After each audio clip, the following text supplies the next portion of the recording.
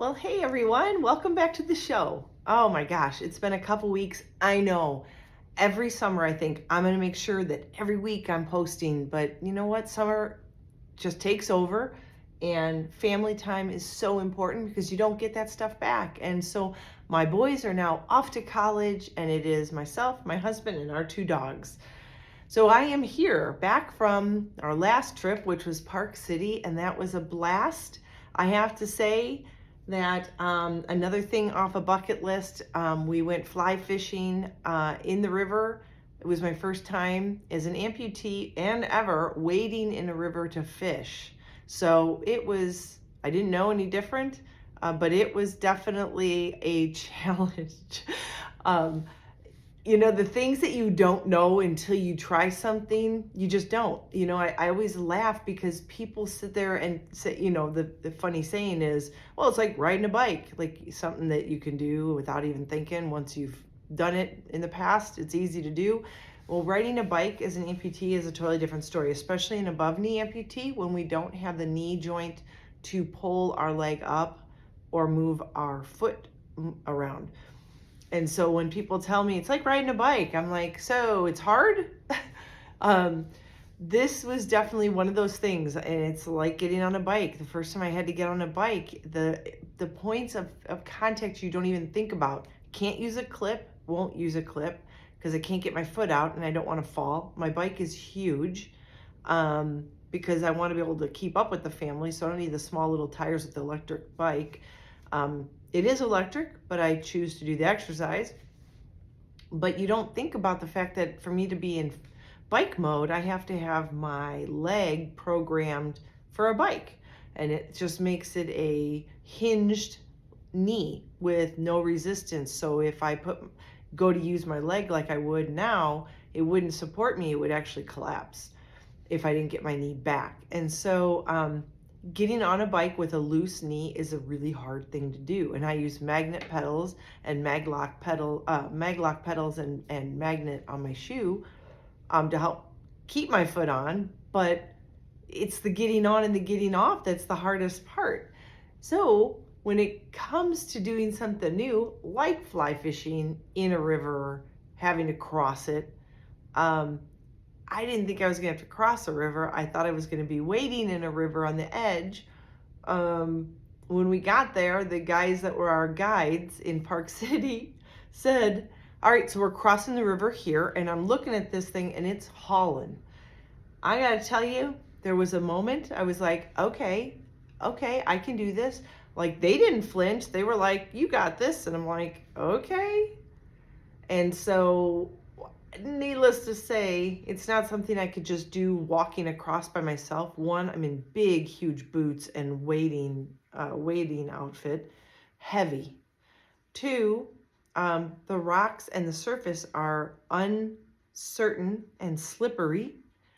And three, you got a current. So I had everything going against me. Like, I have worked so hard to cross that river.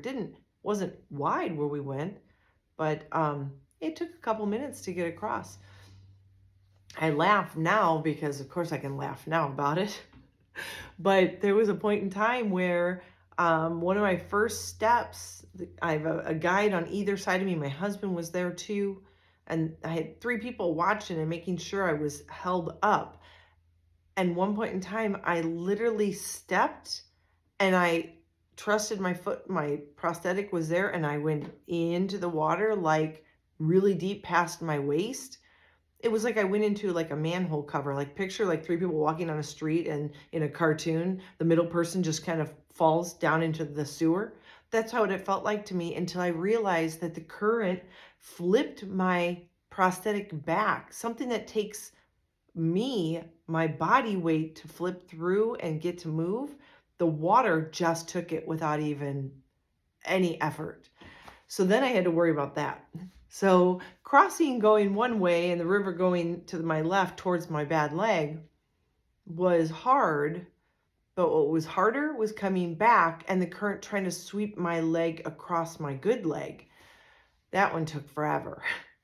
Needless to say, everything was intense. Like, the anxiety was intense and the grabbing on to everybody around me was intense, but I made my boys videotape me so I could A, see how I did, be proud of what I did, and laugh at myself afterwards, because if you don't laugh at yourself, you cry.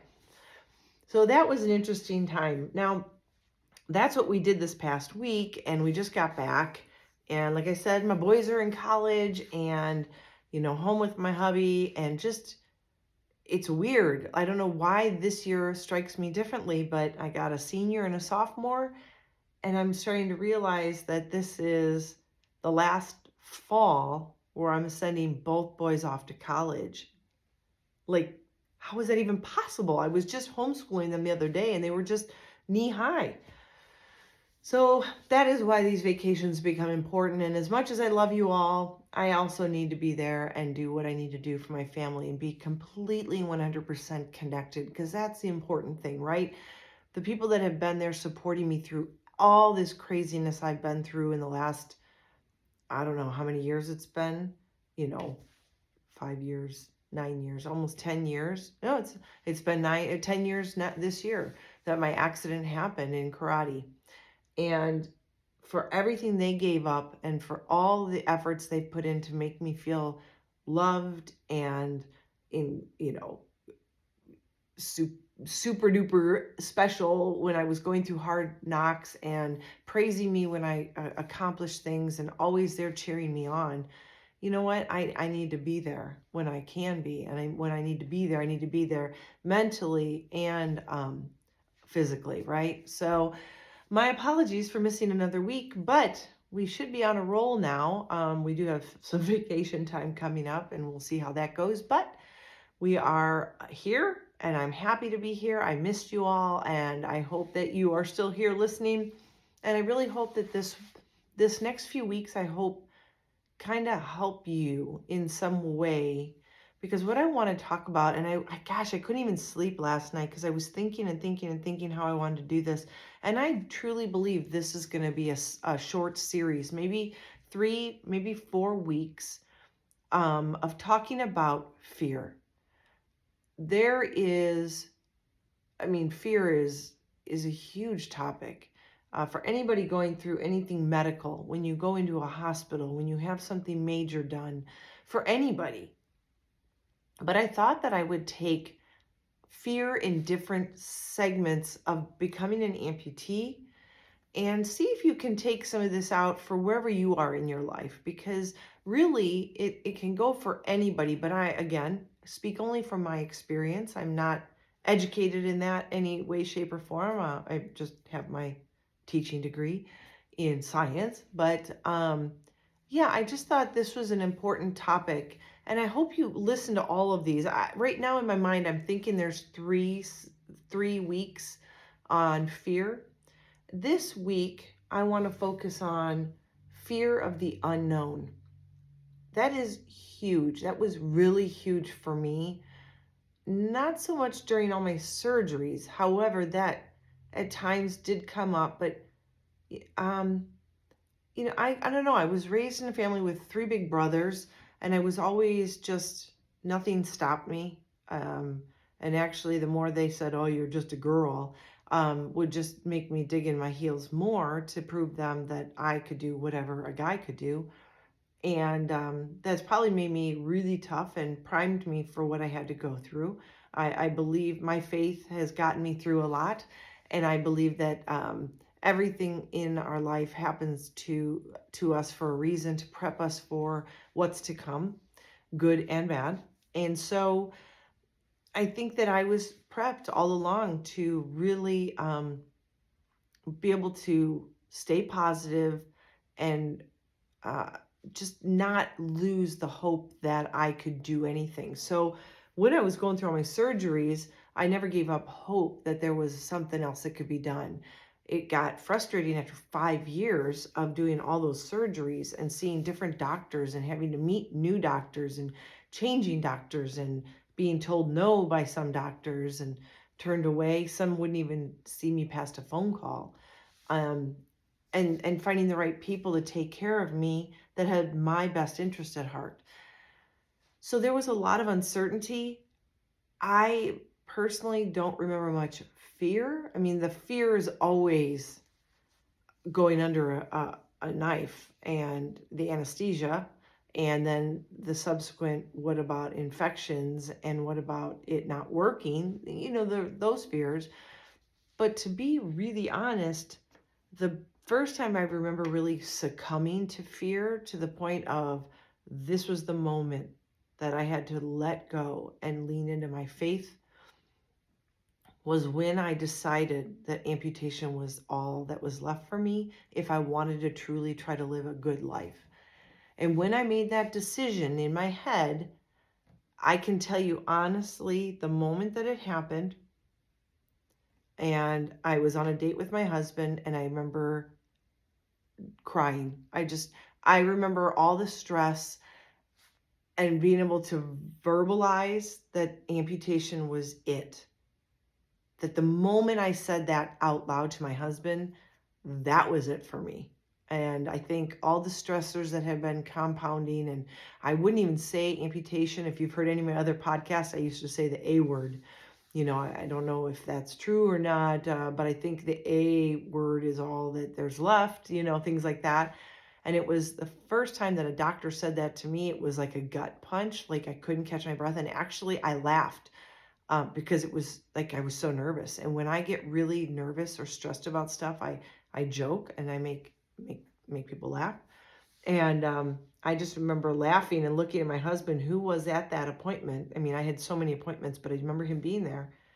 And I just looked at him like, did he just say what I think he said? Because nobody in our family would speak the amputation word. And then to have someone say, well, I think you're a great candidate for amputation. It was like, oh, like you can't even fathom, unless you've been there, if you're an amputee or you're about to be, that feeling when someone says that to you. And when his surgery that he did on me to save my knee didn't work, I went on vacation, got a blood clot, didn't know it, had it for about a week. And when it was diagnosed, it had moved some, and I thought, I'm not dying like this. There's no way I'm going down like this. Amputation is the only thing. And when I found the doctor that I knew had seen me before and knew that he couldn't do anything to save my leg, when I told him that this is what happened, this is where I'm at, he said, yep, you're in the right place now. It was at that point, and that was in September of 18, when I called his office and said, all right, let's book this. And we booked it for December of 18. And I thought, okay, I have September, October, November, December. I have 4 months to think about this. So when you finally make that decision, you're like, yes.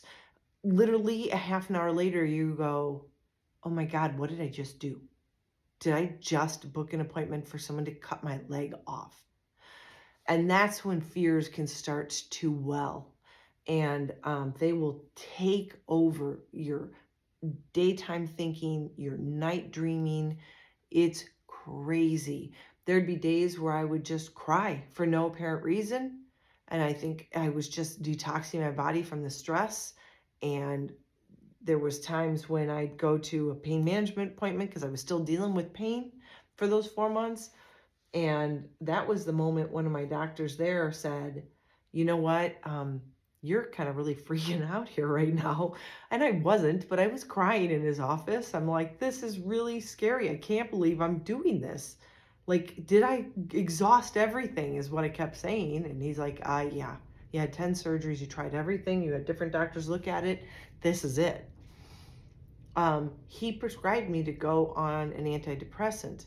The problem with antidepressants is they make you depressed. So I don't understand that. But I will tell you that most people will tell you that they take 4, 5, 6 days for it to take effect in your body. The first night I took them, my brain activated middle of the night, like let's say, I don't know, it was 12 or 1 o'clock. And I couldn't shut my brain off. Like it was more wide awake than I can remember my brain ever being.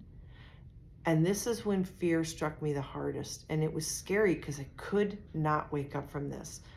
And it was, what if you die when you go under the knife?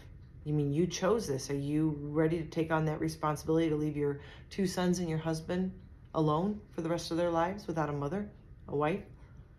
And that right there in itself was the scariest thing I've ever seen. I'm like, how do people not bleed out? I know they use a tourniquet and everything, but when you've never done anything like that, you kind of wonder what happens and how does my body handle it? What happens if I go into total shock? What happens if I get an infection and they can't stop it? Whatever. So that took over my brain. And then I started worrying about in my head, this was all the same night. That came in, and then what are you going to do when you are, 80 or 90? Presuming you can live that long, how are you going to handle this? Right now, you're like on crutches and you're strong and you're young. But what about when you're older? What happens when you have grandkids that won't come sit in your lap because they're scared to death of you because you look strange or weird or different? These things all came to my head. And when you have a bad dream and you finally wake up and you start blinking your eyes and then it's tangible, your dreams are tangible, and then all of a sudden you try to speak what your dream was and it's gone. That did not happen for me. I was really hoping that if I woke up and just started my day, but the anxiety and the darkness and the fear and the stress of what I felt was so seriously tangible, I could think and feel everything I felt throughout the night. And I called my doctor and they're like, no, that shouldn't have happened. When I called my PT, because I couldn't get into PT that day, I was a wreck. And at that point we were just PTing my good leg, so it was prepared for the surgery. And they said, you need to call your doctor. So I called my general practitioner, who said, get off that now, that should not happen. I will tell you, I will never take something like that again because it messed with my brain so badly. So that was when that fear took over. And of course, as you could probably guess, it didn't end. Like those vivid imageries that I had that night, those images were just seared into my brain, into my memory, into my feelings, into my very being. And I could not let that go. And that's when I think I called and you have to understand, that's like 4 months of waiting for the surgery there's nothing that can prepare you for this kind of surgery. Or what it was going to be like to not see a foot down there, a calf, a knee. I mean, there's no words to describe the fear or the anxiety that comes with going through that realization. And that's when I called my pastor. And it's actually funny because it was my pastor that I met through PT. We became friends first, then I found out he was a pastor, and then I actually changed churches, got rebaptized at that church, and amid all this saga. And I called him and I said, I really need to talk to you. It would be great to just talk to you. So we went and sat at a coffee house and I said, I don't know why I needed to talk to you. I have no idea what I'm going to talk to you about. And he goes, I was wondering the same thing. He goes, I'm not sure what you want to talk about or how you wanted this to go. And we just shot the breeze. I think just being there put me at peace, knowing that I was where I needed to be at that moment. And I just even asked him about, I wanted the attention off me, right? Like I was done thinking about me. I was like, so how are things going for you? What's the pastor's life like? Are you hanging in there? Is it tough right now? All these weird things. And, he obliged by talking, because I don't think pastors get that question very often. I think everybody goes to a pastor for help, but doesn't ask their pastor what they need. So we sat and talked and talked and talked. And the craziest thing that solidified my faith and my belief in a much more powerful being with a purpose for me beyond what I could have ever imagined happened when I got in the car, said goodbye. I asked him if he would be there for my surgery, so he was going to be there to pray over me before I went in. I got to my car, and as I was getting the car started, like something hit me like a truck, and I was like, oh my gosh. And as stupid as this may seem, the load that was lifted off my heart and my emotions at that moment of that epiphany, I called him right away and I said, I figured it out. And he's like, what'd you figure out? And I just said, I have been taking the weight of this as this is my decision and I have to live with it, good or bad in the end, when all along this was God's plan for me. And when I realized and took the pressure off of me making a mistake by scheduling the surgery, I got to look back. Hindsight, right? 2020. I got to look back at all the moments that I went, oh my gosh, that was a leading moment to this. This was a leading moment to this person. This was leading me to this. This was choreographed well beyond anything I could have. I had to get here. I had to reconcile myself and be emotionally ready. And I had to have felt like I've exhausted all my resources. I've tried everything. I had to be at my last straw before I could accept the journey that I was meant to go on. And when I did, everything fell into place. I got to tell you, that happened. I think it took me a couple months. I think that happened in mid-November. So a month before. So I had like 3 months of just up and down emotions, like riding the waves. And about mid-November when I met with him, that's when that happened. And that 4 or 5 weeks prior to the surgery from that point on was literally the most uplifting, exciting, positive time I can ever remember in all those years of surgeries and decision making.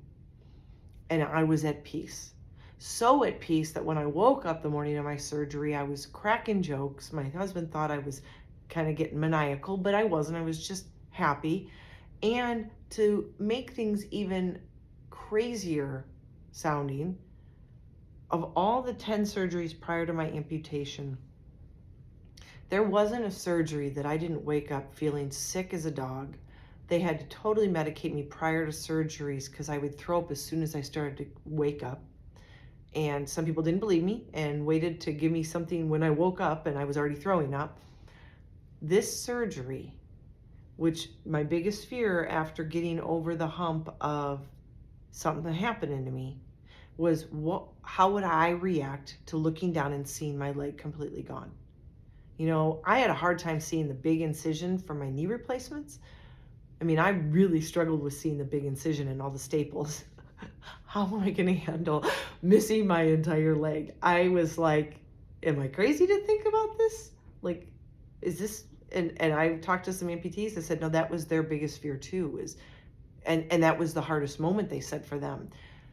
When I woke up from my surgery, my family was there to greet me. And the looks on their faces when I woke up with a smile and woke up right away, like there were some surgeries that took me an hour and a half, 2 hours before I would even show signs of waking up. And it worried my husband a lot. This one, I woke up, I'm smiling, I was talking to my family. My boys looked at me like they'd seen a ghost. They were like, are you good? And I'm like, I'm great. And that night I got up on crutches and I was walking around. And I said, man, when I leaned into my faith and I had a belief system that said, do not worry, I've got you, there was no looking back from there. And I'm forever grateful for my faith and the people that surrounded me with those encouraging words in scripture, verses, comments, because that is what saw me through fear. And I know it's not for everybody, but we all have something we believe in, right? I'm just telling you what happened with me. And to me, that is my testimony, because I went to make that decision and then came to the realization that it was never my decision in the beginning, but me being prompted that direction to make it feel like it was my decision all along, but it really wasn't. And I had to reconcile that. And once I did, that fear of the unknown was lifted, because all I knew was I was going to be taken care of and I was going to be okay. And here I am 4.5 years later, almost 5 years, in December, and I am truly living proof that it will be okay. And I love my life. I would do it again. If I got thrown in the same situation, people have asked, if you If you had to do it all over again, would you even done karate? Yes, I would have, because you know what? At that time, my boys and I were taking classes together, which was a part of the dynamics and the fabric I wanted them to have in their memories. That's something we did that was special. I wouldn't take that away just because I was worried. And would I have chosen this doctor and this doctor? Do I believe that any of them there was malpractice? No, I don't. I just believe this was what I had to journey through to get here and be confident with that decision. Does that make sense? And I know that some of you listening are struggling with certain things. That fear of the unknown, oh, it can just eat away at your soul. And you can just, it can destroy each and every day if you let it fester and get after you, and if you don't take care of yourself. And I think I always end my each podcast, I like to end with a call to action. And I guess this week's call to action was, wherever you're at right now, even if you're not an amputee or that's not even on your radar, we all have something that we fear that might be happening, that might happen, might being the key word there. But the problem is that we're unfortunately we are built to worry, but as someone who believes in a creator, our creator doesn't want us to worry. He wants us to lean into him for that support. And when we can let go of the fear of that unknown and live for this moment, then we can live a healthier, better life that is meant for us. And the endless possibilities of good things that can happen for us when we let go of things we can't control. I can't control the future. I can't. As an amputee, I can tell you it has not been easy. It has not. But what has helped me is knowing that this is what I have for the rest of my life. I have two choices. I can wallow in this and really let bad days become horrendous weeks and months and pity parties and anger and let that fester. And you know what happens when that happens? You take it out on the people that care about you most. And that's not right for them to go through. So we have that option. That's option A. Option B is, okay, so it's hard right now, but I know I'm stronger. That is why we unleash that warrior. That is why I made this podcast, is because we all are built with an internal warrior, and we all need to figure out how to let that out so that we can live a healthy, happy life. And I really hope that if you're listening and you need this, or you know someone who's going through something and it's eating them alive, share this with them, share this message with them. It's okay. We all have uncertainties, right? We don't know what tomorrow brings. We don't know what a phone call might lead to. We don't know what a job offer might bring us. We don't know when kids go off to college how things will go for them. But we can't sit and worry about it, because that's not what we're meant to do. We're meant to love. We're meant to be kind. We're meant to get out in the world and enjoy life while we have this life. So I tell you, this call to action this week, take it seriously. What is it that's overcoming you right now that you are fearful of? Can you control it? If not, let it go. Take some deep, deep breaths. Slow down the thinking. Turn your attention to whatever is pressing in your life right now. Your child, your pet, your job, your spouse. What is it that needs you now? Redirect your attention to the thing that's happening in front of you, because you know what? That thing in front of you may not be there forever. Our pets don't outlive us. Most of them don't. Our spouses can only take so much neglect and anger from you until they decide that this is not the life for them anymore. Your kids are not going to be 2 and 4 for the rest of their life, and you will miss out if you aren't present and in the moment. So I hope this helps. Like I said, I'd love to do this. I have a couple more weeks of fear that I want to talk about, and helping you get through and kind of shedding the light on what I've gone through and what helped me and what I used and utilized in my life to get me through uncertainty and fears and and stumbling blocks, because we were meant for more. And you are worthy and you are beautiful and you are a warrior, whether you believe it or not. So until next time, I'm so grateful for you and I hope you have a blessed week. As always, be healthy, be happy, be you.